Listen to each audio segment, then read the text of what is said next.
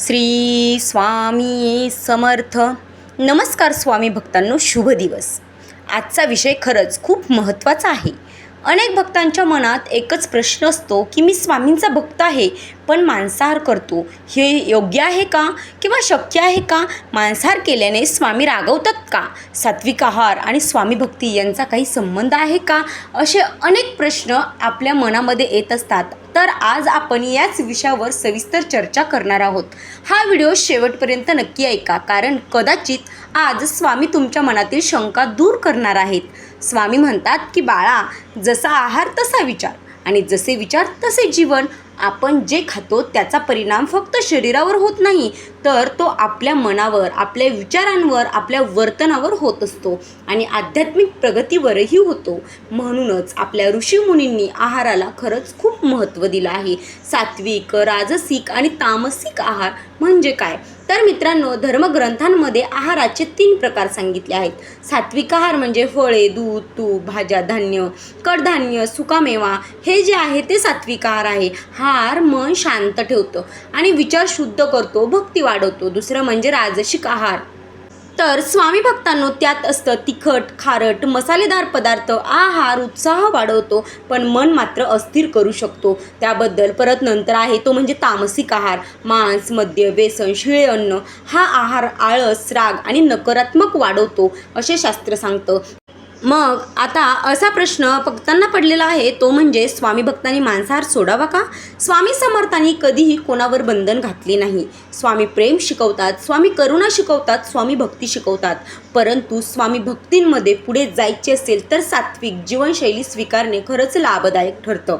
स्वामी म्हणतात, बाळा, मी तुझ्या थाळीकडे पाहत नाही, तर मी तुझ्या मनाकडे पाहतो. जर मनावर अहंकार असेल, द्वेष असेल, मत्सर असेल, तर केवळ शाकाहार करूनही काहीच उपयोग नाही.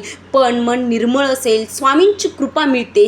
त्याच जर स्वामी भक्तांना स्वामींची कृपा मिळते. मांसाहार सोडल्यावर काय बदल होतात, तर हे आपण जाणून घेणार आहोत. अनेक भक्त सांगतात की त्यांचे मन अधिक शांत झाले, राग कमी झाला, चिडचिड कमी झाली, ध्यान चांगले लागले. हे सर्व मांसाहार कमी केल्यानं होऊ शकतं. किंवा नामस्मरणात मन रमू लागले, झोप सुधारली आणि त्याचबरोबर बघा सकारात्मकता वाढली. एका भक्तांची कथाची मी तुम्हाला सांगणार आहे. तर एक भक्त रोज स्वामींचे नामस्मरण करत असे, पण त्याला मन शांती मिळत नव्हती. एक दिवस त्याने स्वतःहून मांसाहार सोडला. काही महिन्यांनी त्याला जाणवलं की त्याचे मन आधीपेक्षा अधिक शांत झाले आहे, त्याचा स्वभाव बदलला आहे, राग कमी झाला आहे, चिडचिड कमी झाली आहे आणि भक्तीत अधिक आनंद मिळू लागला. मांसाहार करणे पाप आहे का, हा प्रश्न अनेक जण विचारतात. याचे उत्तर सोपे नाही, कारण प्रत्येकाची परिस्थिती वेगळी असते. पण धर्मशास्त्रांमध्ये अहिंसा हा सर्वोच्च धर्म मानला गेला आहे. त्यामुळे शक्य असेल तेव्हा सात्विक आहाराचा मार्ग स्वीकारणे अधिक हितकारक मानले जाते. स्वामींचा खरा संदेश. स्वामी म्हणतात, बाळा, दुसऱ्यांचे दोष पाहू नकोस. कोणी मांसाहार करतो म्हणून त्याचा तिरस्कार करू नका. कोणी शाकाहार करतो म्हणून त्याला सर्वश्रेष्ठ समजू नका. खरी भक्ती म्हणजे प्रेम, खरी भक्ती म्हणजे नम्रता आणि खरी भक्ती म्हणजे सेवा. स्वामी भक्तांसाठी 5 महत्त्वाचे नियम जे मी तुम्हाला आत्ता सांगणार आहे. त्यातील पहिला नियम म्हणजे रोज नामस्मरण करा. दुसरा नियम म्हणजे आई वडिलांचा आदर करा. तिसरा नियम कोणालाही दुखावू नका. चौथा नियम शक्य तितका सात्विक आहार घ्या. आणि 5वा नियम, शेवटचा नियम आणि महत्त्वाचा नियम, ते म्हणजे गरजू लोकांना मदत करा. मित्रांनो, स्वामी म्हणतात, बाळा, तू काय खातोस यापेक्षा तू कसा विचार करतोस हे अधिक महत्त्वाचं आहे. पण जर तुला आध्यात्मिक प्रगती हवी असेल, मनशांतता हवी असेल, भक्ती अधिक गहिरी करायची असेल, तर सात्विक आहार तुला नक्कीच मदत करेल. तर मित्रांनो, शेवट हा खरंच खूप भावनिक आहे, नक्की ऐका. स्वामी म्हणतात, बाळा, मी तुला प्रेम करतो, तुझ्या चुका पाहून नाही तर तुझ्या श्रद्धेकडे पाहून.